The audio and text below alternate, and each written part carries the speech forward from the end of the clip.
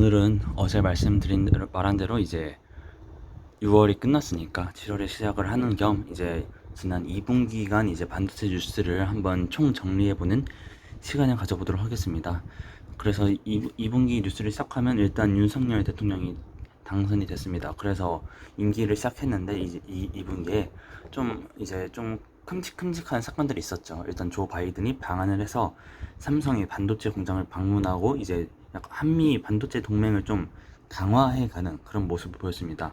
그래서 한미 반도체 강화를 하면서 이제 반도체 동맹을 강화하면서 이제 생기는 일은 약간 미국과의 이제 더 교류가 더 많아지면서의 이점은 있지만 약간 중국과의 교류가 아예 없어질 수도 있다. 약간 미국이 원하는 바가 좀 강경하기 때문에 중국과의 거래가 0이 된다면 이건 좀 계산기를 잘 두드려 봐야 되지 않을까라는 이제 이런 의견도 많이 나왔습니다.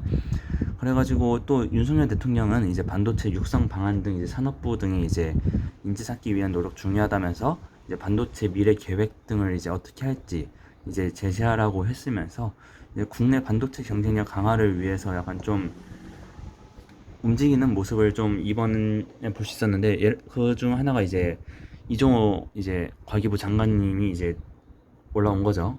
이 핀펫에 그 대가였었던 이제 이종호 이제 반도체 네 그러니까 과기부 장관님이 이제 들어오신 거가 이제 그중 한 부분이라고 볼 수도 있을 것 같습니다.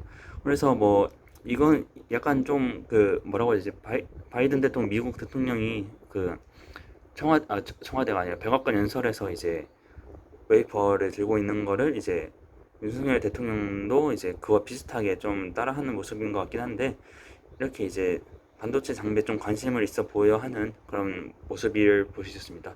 지난 2분기간은 참 반도체 관련 뉴스가 좀 많았는데 정부와도 관련된 뉴스를 많이 찾을 수 있었습니다. 그리고 그 다음 소식으로는 이제 인재와 관련된 소식입니다.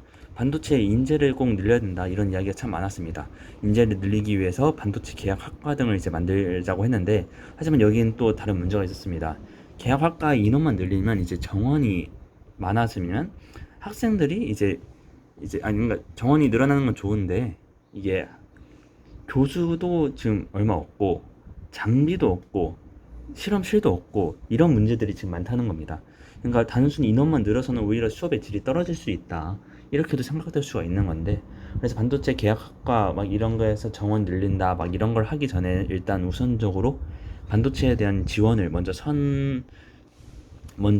그게 따라야지 그 후에 이 계약학과 정원 늘리고 그러니까 좀 더 완성된 환경에서 이렇게 정원을 늘려야지 이 학생들도 더 공부하기 좋고 좀 편한 환경에서 이제 반도체 인재로 성장할 수 있지 않을까 싶습니다. 그리고 또 양양자 이제 민주당 출신의 이제 위원이 이제 반도체 특위로 이제 선정이 되었는데 그래서 이 부분에 대해서는 뭐 정당을 가리지 않고 막 그 반도체 좀 중요하다 싶으면 이제 선임한다 이런 이야기가 나올 정도로 좀 약간 좀 칭찬을 받는 그러니까 그런 모습도 좀 볼 수 있었습니다.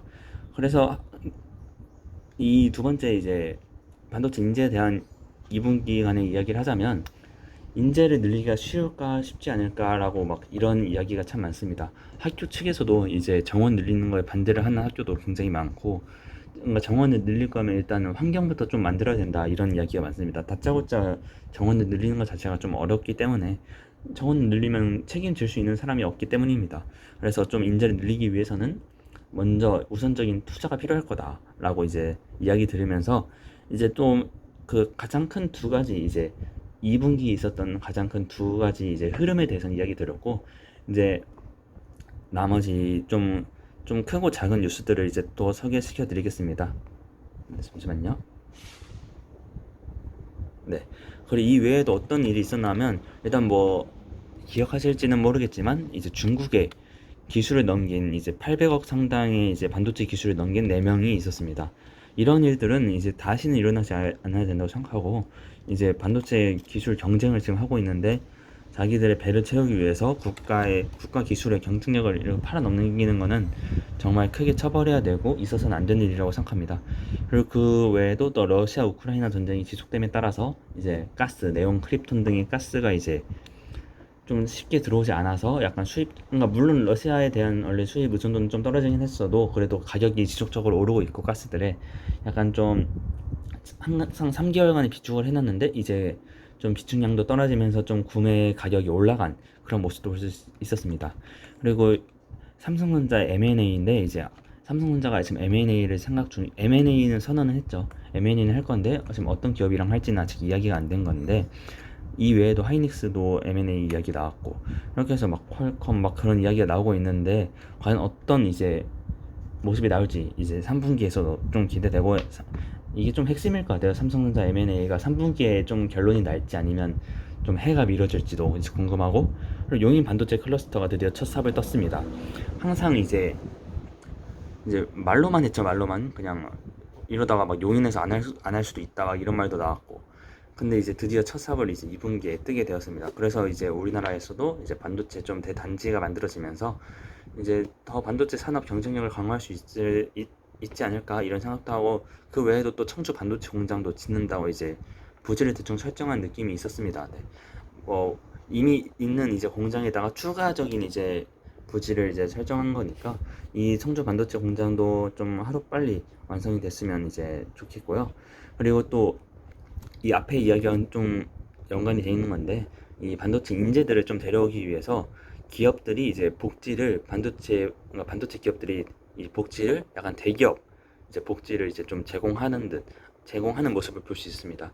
그러니까 좋은 복지를 제공해야지 이제 그 인재들이 좀 회사에 찾아올 수 있기 때문에 그렇게 판단되고 그래서 대략적으로 좀 크게 이 세 가지를 이제 좀 알아봤는데요.